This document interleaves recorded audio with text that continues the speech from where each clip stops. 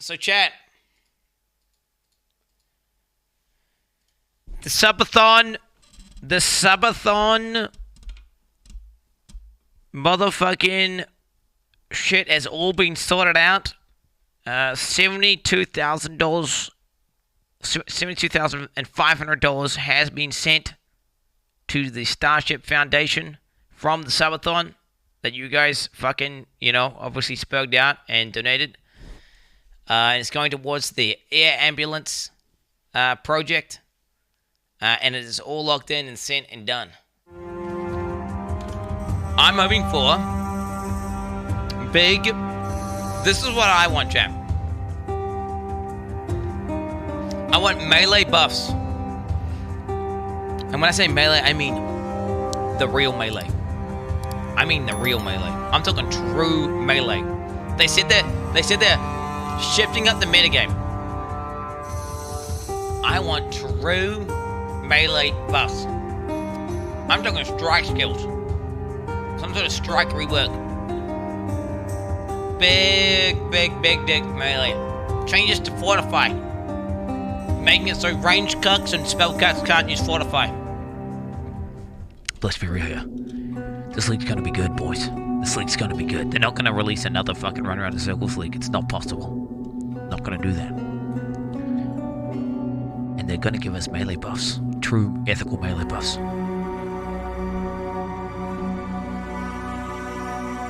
Oh fuck, here we go. Okay. Shh.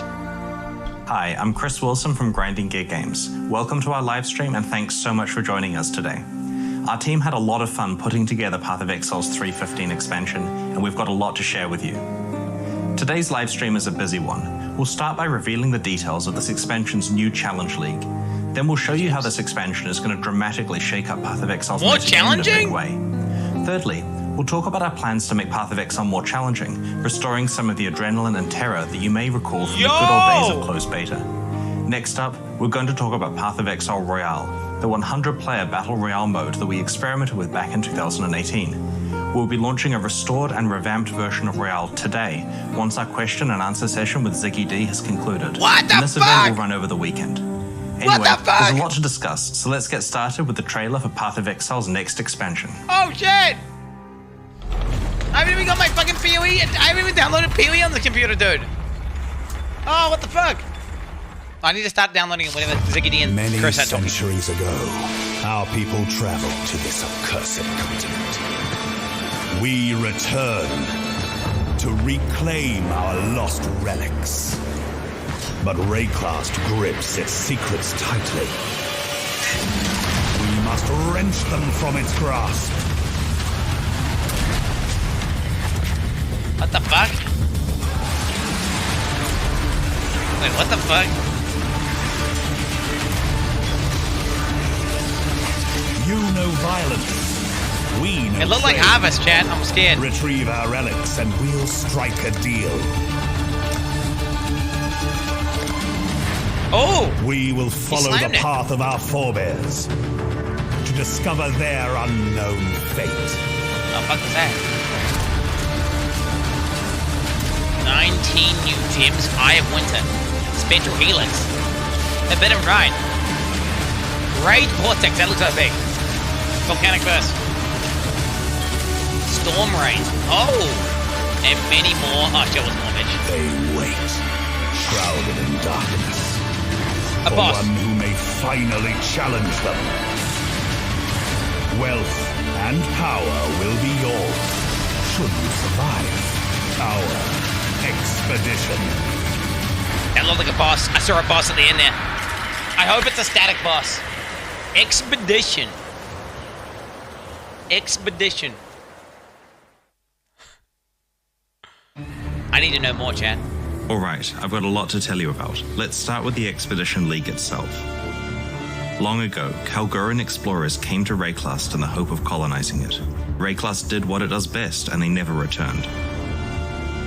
In the Expedition League, you will meet a group of Kalgurans who have set out on an expedition to investigate the fate of their ancestors and recover special ruined artifacts they left behind.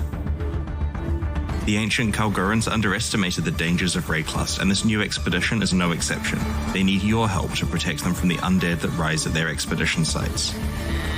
As you travel through Rayclust, you'll encounter the Kalgurans at sites they believe their ancestors attempted to settle in the past. By the time you get there, they will have marked the site with signs indicating where chests are buried, holes indicating where their ancestors lie, and will have possibly unearthed some remnants of past Kalguran settlement. Due to the unique nature of Rayclust, the Kalgurans have found that the most effective way to excavate these sites is with explosives. And that's where you come in. You'll place a chain of explosives across the expedition site, carefully planning what each blast is going to unearth. What the fuck? That's why it looked like ours to me, which is Once scary. you push the plunger, any undead freed by the explosions rise from the ground and the slaughter begins.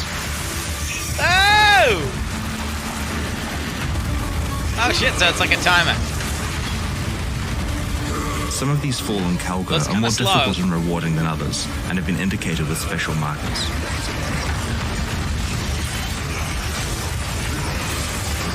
Oh, it's not a worse Legion check, because Legion... Once you have defeated the army of undead, you're free to open all of the chests you unearthed and claim your rewards. It's up to you to decide where to place the chain of explosives to maximize your gains. Do you unearth a lot of monsters? Do you unearth more special monsters? Or do you go for the chests and try to avoid combat? Yo, chest, The ancient Kalguran explorers built structures on Rayclust, and you may encounter remnants of these at excavation sites. These remnants have various modifiers on them that, when destroyed, apply to monsters and chests unearthed from that explosion onwards. Remnants greatly increase drops, but have some very difficult modifiers like immune to physical damage. You'll need to be very careful with your decision of which remnants to chain your explosives through, as they substantially ramp up the difficulty and rewards of the encounters. Speaking of rewards, there's a lot of cool stuff to find. Alongside valuable equipment and currency items are Kalguran artifacts and logbooks, which we'll talk about soon. The Kalguran traders have made this expedition to Rayclust in order to recover their ruined artifacts. There are many different types of artifacts, and each of the Kalgurans is interested in a different set of them, with a unique way they want to trade them from you. For this expansion, we really wanted to play with the idea of having NPCs that want to trade with you in different ways. So we have themed their behaviors around the concepts of gambling, bartering, upselling, and exchanging. Let's meet the Kalgurans. Quin is a mercurial trader who maintains a positive outlook as long as he can, but if you cross a line, his temper changes quickly. Quin offers you items with unreasonably high prices, but he's happy to haggle. You can always buy the item at the price he's offering, but if you offer a lower price, he might accept it, counteroffer, or withdraw the item entirely if he is offended by your lowball. Wait, what's the strat gonna be for this? He also occasionally sells currency items, so it's worthwhile keeping some of the artifacts he's looking for on hand just in case you see an opportunity. Grog is an average man pushed into Rayclust's dangers. He's helpful, concerned, and a bit fearful. He is very happy for you to do the fighting so that he can stay safe on the sidelines. Because he's fat. He loves making deals and trying to upsell you. If you buy one of the items that Grog offers, he'll try to offer you a more complex deal where he improves the item via crafting. If you accept this deal, he'll try to upsell you again and again until you eventually walk away with your purchase. What? If you can't afford one of these incremental upgrades, you can leave and come back later with enough ruined artifacts to cover the cost. Because you don't get to supply your own starter item for this process, and have to select an item with promise from the range that he offers, his incremental crafting upgrades are priced rather cheaply. That's cool. It's like Quin cheap is crafting. a cynical gambler who claims that luck depends on how hard you believe. So you really need to convince yourself that you're going to get that headhunter. If you don't, it's your fault. Quin shows you a set of base types with unknown properties. When you gamble by buying one, you'll receive a random item of that base type back. It could easily be a random magic item that you have no use for, but can sometimes be a valuable rare or unique item. It's probably best to prioritize gambling on base types that are most relevant to your character. Once you have exhausted all the items that interest you, it's possible to use a specific new currency item to re-roll the gamble window to a set of new items of your current level. Sometimes a base type shows up that is a lot more expensive than it would otherwise be, and gambling on this item has a higher expected value than normal. You're taking the risk, though, that it could still be junk. Yo, I hope Danik, you don't Warrior do this maps. Scald, is the heart of the expedition, its brave leader and lawmaster. Danig is interested in specific types of ruined artifacts and wants to trade these from you for a variety of options, such as currency that lets you reroll vendor inventories, logbooks, or artifacts that other Kalguran traders are looking for. You can talk to the traders in the wild, in town, or in your hideout. They grant you access to your expedition locker, which is like the heist locker, a lockbox for League-specific items, which can be accessed in all 3 places also. For free. We're adding the affinity system to these lockers. Whoa! Among the many relics of the ancient Kalgurans you might find at their expedition sites are logbooks. These ancient books chronicle the locations that their ancestors visited in their exploration of Rayclust. A logbook item can be rolled to have a set of explicit mods, like an endgame map. Each location within the logbook has its own implicit mods, as well as a theme that controls what types of remnants can be found there. Okay. Talk to Danig in your hideout and give him a logbook you have found to go on an expedition to one of the locations it describes. I hope the boss's These are all unique exotic map, though. places that no exiles have ever traveled to before. Your boss's unique Just map, like please. how a blighted map was one giant blight encounter with no natural monsters, the expedition you go on from a logbook is one giant expedition. Expeditions from logbooks are not only different because of their large size, but because there are special objects that you can interact with using explosives. For example, trees that contain monsters or items, passageways that reveal chests or bosses, and so on. That's cool. That's cool. Speaking of bosses, there are some formidable ones for you to seek out, and a set of valuable new unique items and base types that can only come from expedition content. Yo, dude. The Kalguran people are not from Rayclust, so the items do not have the same defensive properties that ours do. Yo! Instead of armor, evasion, and energy shield, they have ward.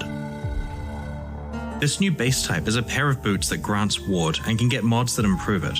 What? The way that ward works is that you have a certain amount of it, and that amount is fully deducted from the first incoming hit that you receive. Your ward is then disabled and takes 5 seconds to re-enable. At that point, the next hit you receive is substantially mitigated in the same way. It's quite a different style of defensive property and works very well in conjunction with systems like evasion, block, or dodge. As the undead enemies you unearth in expedition encounters are fallen Kalguran explorers, they also have a ward rather than traditional defenses. So you have to hit hard? This unique helmet allows you to go all in with ward as a defensive option for your character. It causes all increases to energy shield to affect your ward instead, grants you a bunch of ward, and helps it recover faster. This other unique helmet is also on a new base type that grants ward instead of other defense types, but its properties don't interact with ward. Instead, it prevents you from dealing critical strikes and grants you Battle Mage, which adds spell damage equal to the damage of your main hand weapon. The new base types and uniques I showed you here are just some of the ones you'll be able to discover when you play next week. It's good with EO, chat. So that's the Expedition League.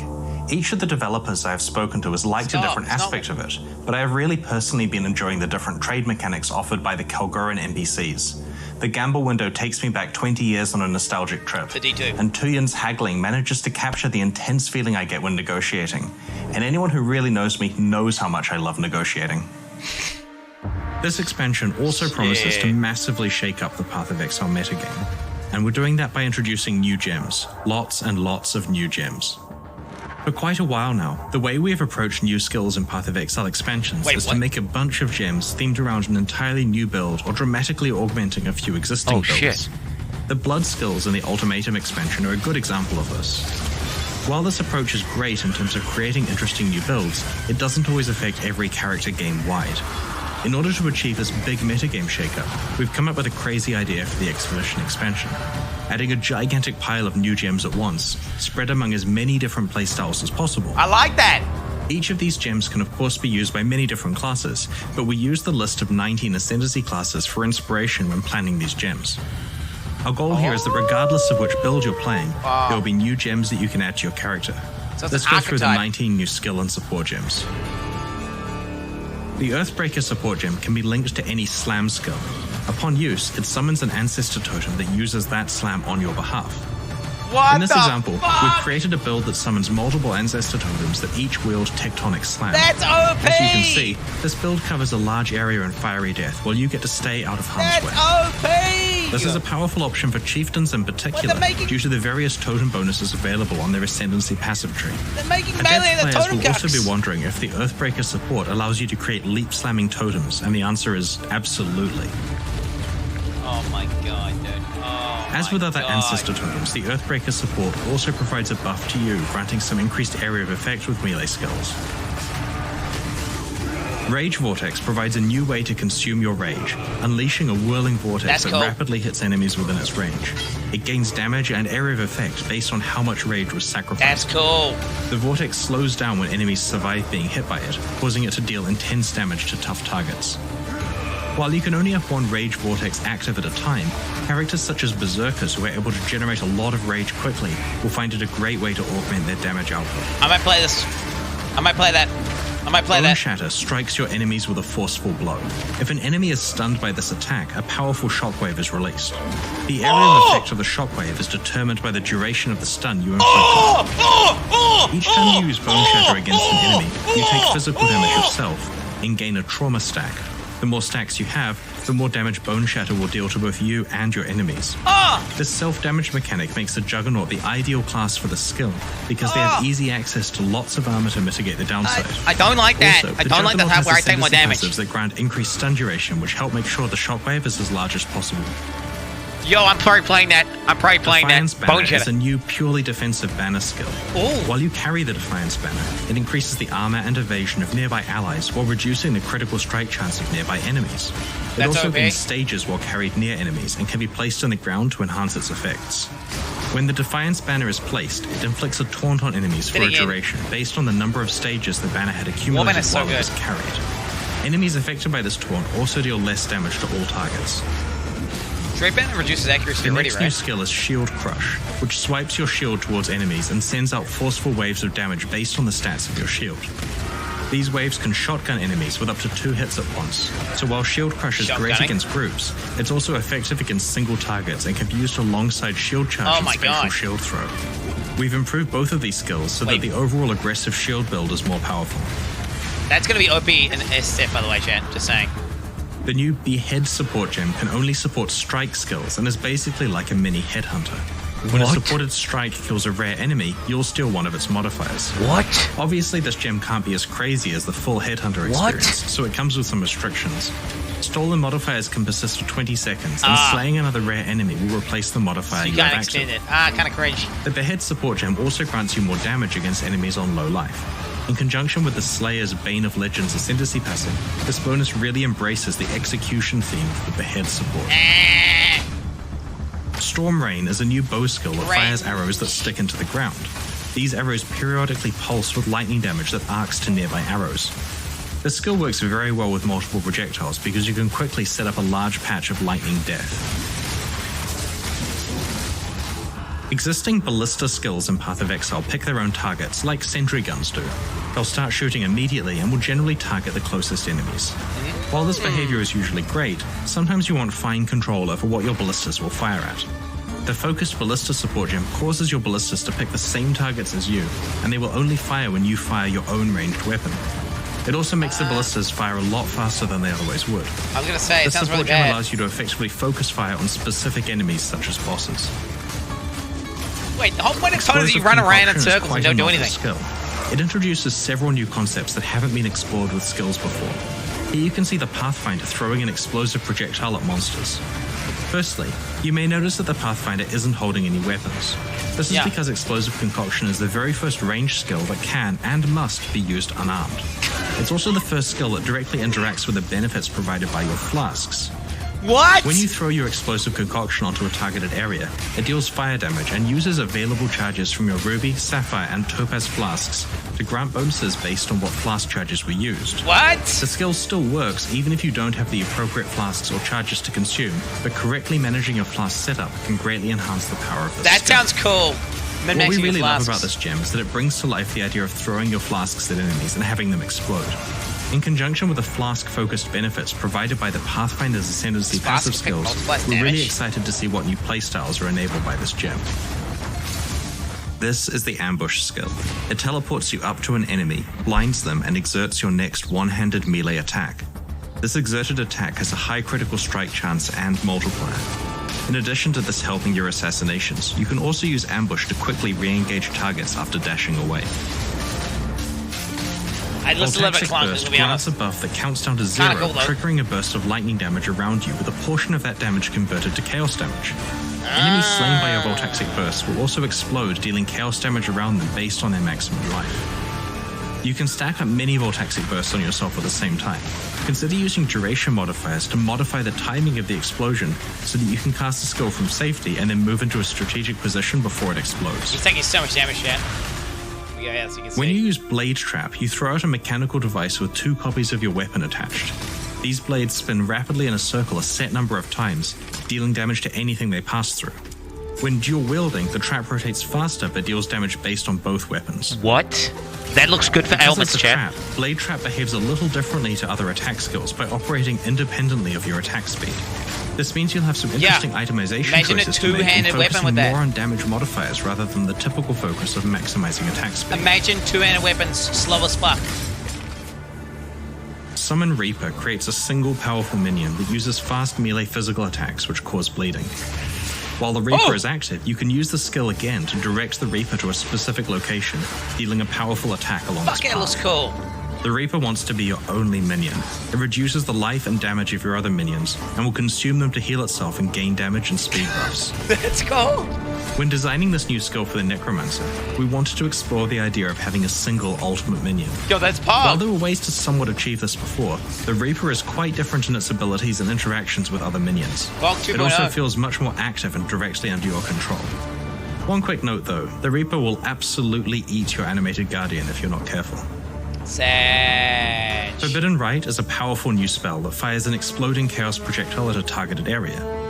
It also targets a selection of enemies in an area around the player's location and fires projectiles at them too.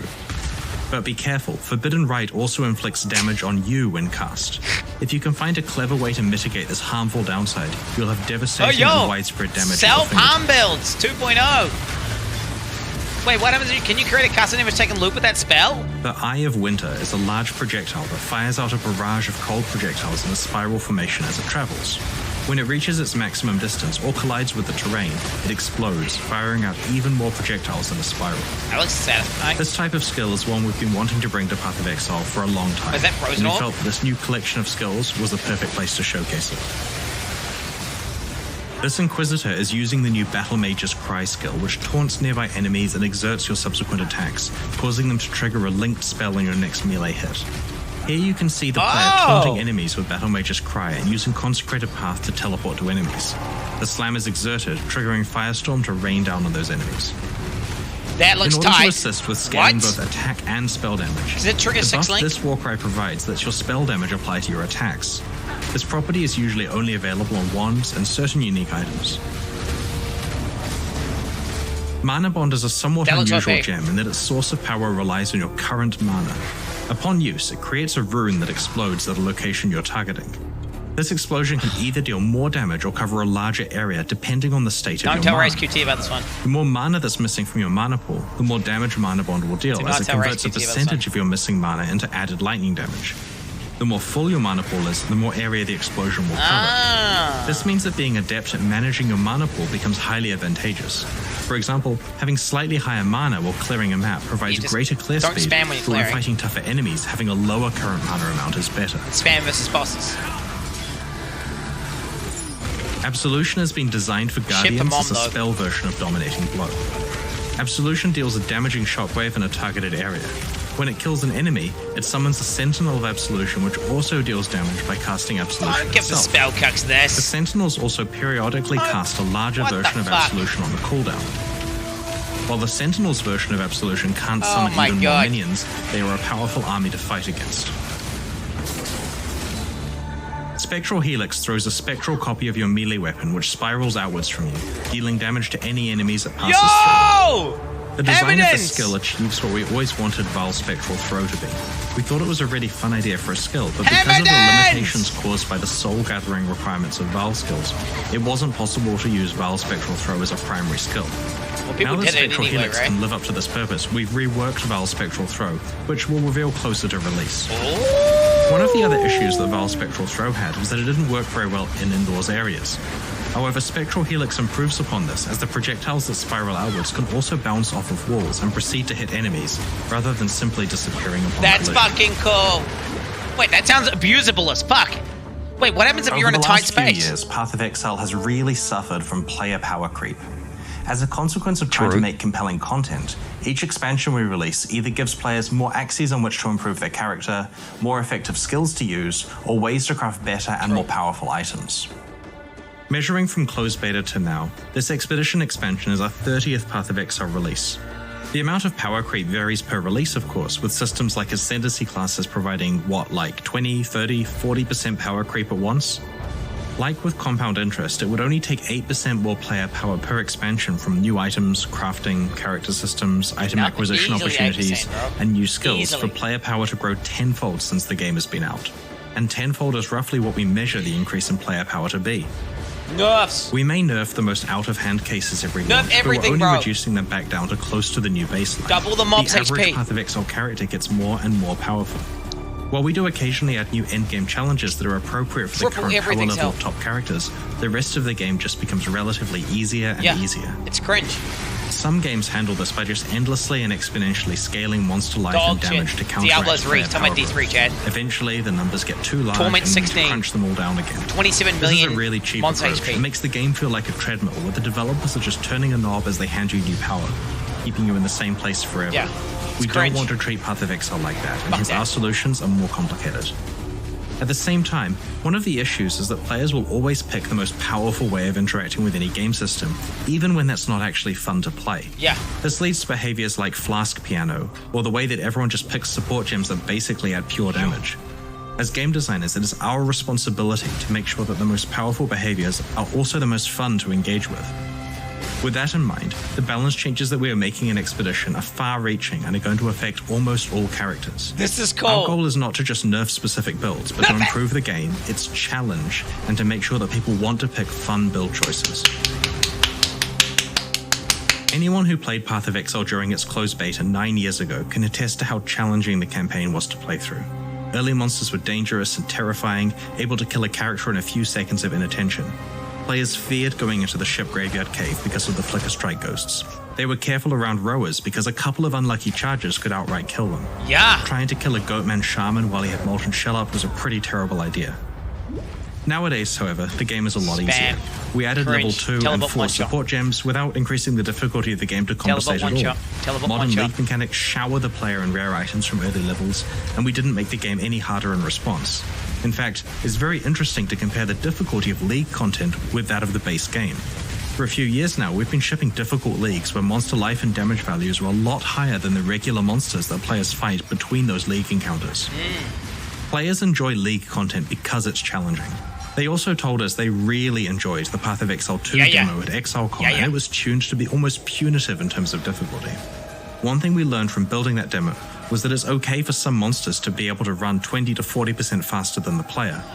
In Path of Exile 1's first act, there isn't a single monster that moves faster than the player's default movement speed. We are rebalancing the campaign to be challenging. So far, we have focused mostly on Act 1, but with each coming expansion, we'll be extending this further.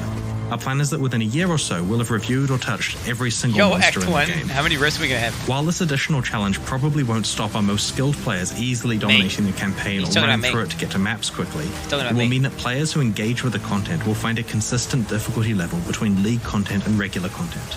It's worth noting that the behavioral and balance changes to monsters will definitely affect their map versions. Oh no, the plateau quite some boss! Time, Path of Exile players and developers have been keen for a big rework to its Flask system. In the endgame, Flasks grant really powerful buffs for a number of seconds after use, and these buffs allow the player to kill monsters quickly, filling the Flasks up so they can be used as soon as they run out. No fucking way, bro. With 5 such Flasks equipped, the correct behavior was to spam the 1 to 5 keys repeatedly to keep all the Flasks constantly up without any downsides. Yeah. This Flask piano playstyle was popular enough that players were improvising devices to hit all of those keys at once. Yeah. Spamming the same set of keys repeatedly to get a powerful set of buffs that rival the power you get from your entire set of equipped items is not a fun game mechanic. It's unbalanced and certainly isn't nice on your wrist. Yeah. It prevents us from balancing the game well for players who aren't smashing their keyboard constantly and seriously restricts the design space we can use on Flasks. In addition, certain unique Flasks completely outclass other ones in terms of raw damage output. It was pretty clear to us that Path of Exile would be a lot better if we did some serious work on flasks to make sure that their incentives were aligned with fun rather than with spamming blindly. Most utility flasks and unique flasks have been rebalanced. Expect a lot less permanent power from flasks. Flasks that provide raw defense or raw power are the ones with the biggest nerfs. Some flasks have been selectively buffed a bit if they were underpowered or less popular. Wait, what?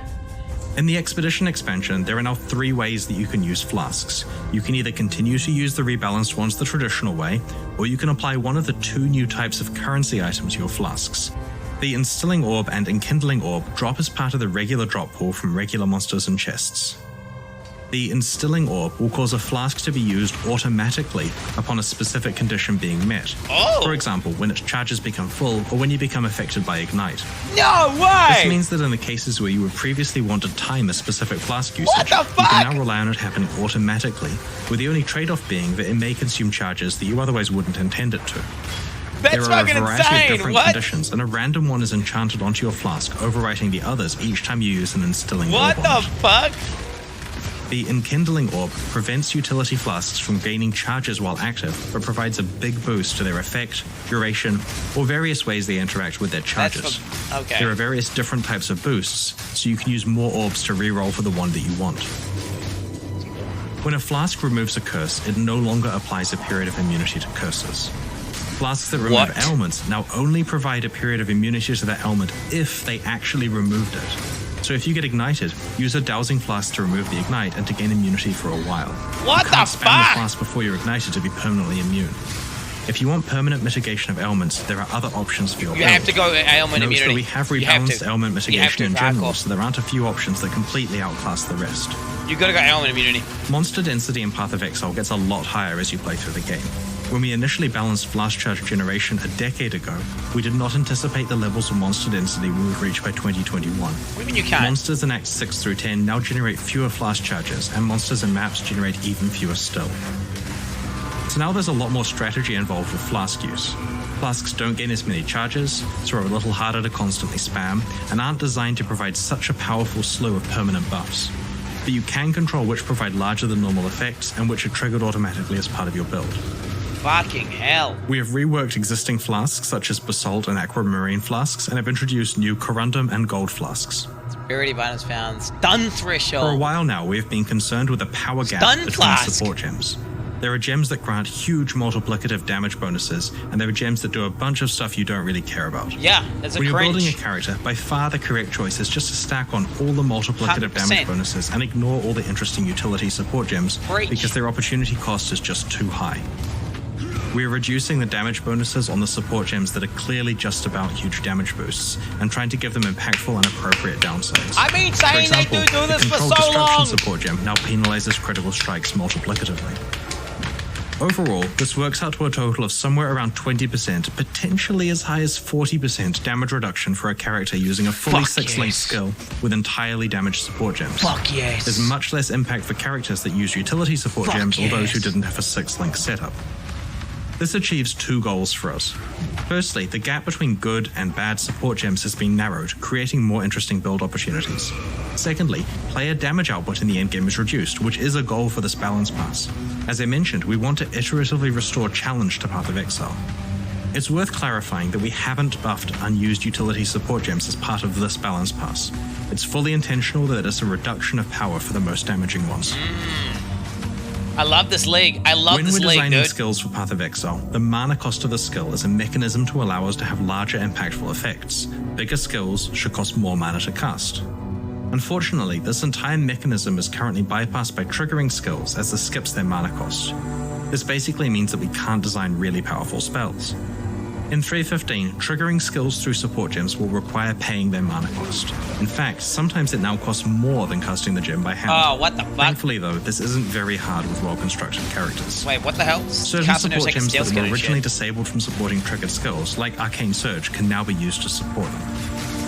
Builds that use triggered skills are some of the most interesting characters in Path of Exile, and they are often the best representation of the craziness that our character customization system allows. We're confident that they are just as powerful as before, but we now have more interesting design space to explore with future skills. Okay. Do you want to have more unreserved mana now? Now let's talk about movement skills. As you know, most interaction with monster behavior is essentially bypassed if you're using an extremely effective movement skill. This is okay if you're specialized deeply into customizing that skill, but it's currently the default state for any character if you use Flame Dash, Smoke Mine, or Dash without any further investment. These skills have been rebalanced to be more in line with other movement skills. These are not huge numeric nerfs, but do mean that there is scope for improving the performance of the skills by specializing around them. There are many other balance changes in 3.15, which you can read about in the Balance Manifesto and patch notes next week.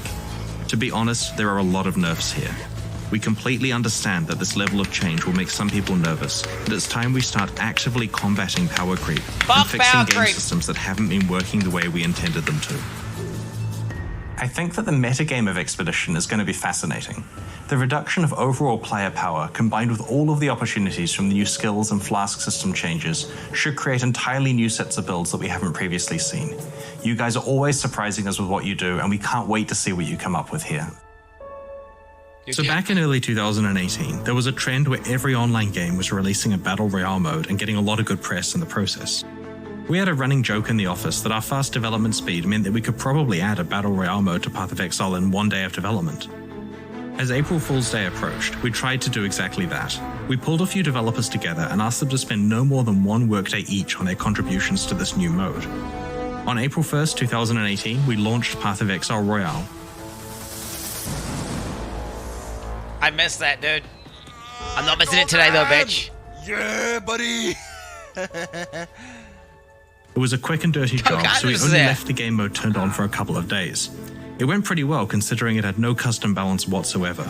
Oh my god, I'm getting destroyed! After April 1st, we turned the mode off and forgot all about it. But the community did not forget. In fact, they've been quite keen to remember it constantly and to urge us to bring it back.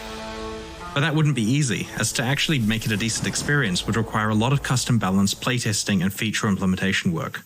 A few months ago, we decided to do exactly that. You know why they're doing this, right? Path of Exile Royale will return today. In fact, immediately after the QA section of this livestream.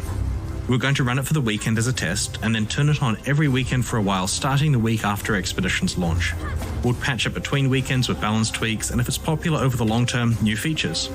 We have no idea what the long-term viability of this game mode is going to be like, so we'll run it for this league and then assess where things stand.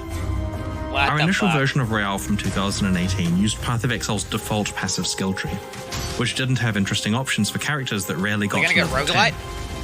It also used all of our skill gems and unique items as is, where many of the interesting ones were way too high level for these super low level characters to ever find. Are they gonna go rogue? We've made a completely new Royale-specific passive skill tree that has everything you need to quickly adapt your character for high-speed PvP combat. It features approximately 90 new custom notable passives, a special new left-aligned window so you can stay aware of your surroundings while allocating skills, and you gain 2 passive skill points per level. You're also able to allocate passive skills from any of the tree's starting locations, regardless of which character class you picked.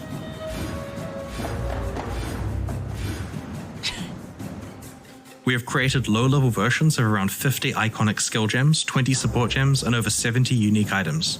These Royalified items are appropriate for low-level play and include quite a few things that are usually only available at substantially higher character levels in the core game. The whole island has been improved. We've made the terrain more varied and interesting so that the fights feel different depending on where they take place. 45 minutes, Jan. You'll encounter flask troves, which provide charges for your flasks. These troves periodically replenish themselves, so expect a lot of combat to occur around them. There are many other small improvements you'll notice when you play Royale, such as an improved spectator mode, improved leaderboard, and the ability to pillage items from players through a special interface rather than having them clutter the ground. Wait, what?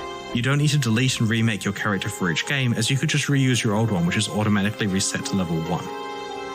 Your prize for coming first on a Royale event is this new Raydynn hideout decoration. It's a bit like a Challenge League totem as it grows more impressive as you win more events. Royale is available to play today, as soon as our Q&A session concludes in about 45 Path of Exile. minutes. So patch your Path of Exile client, and when we're done with the Q&A, log in and click to join the Royale event on the bottom right of the screen. I need to download Path For of more Exile. detailed information on how the mode works, check out the news post we just made on pathofexile.com.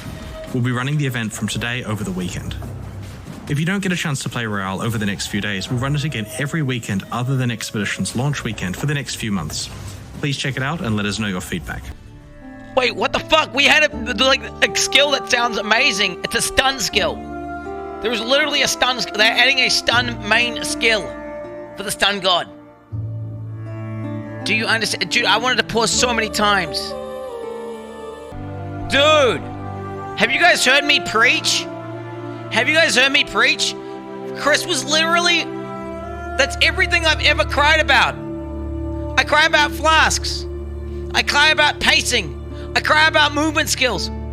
This is literally going to be the best league ever. God game.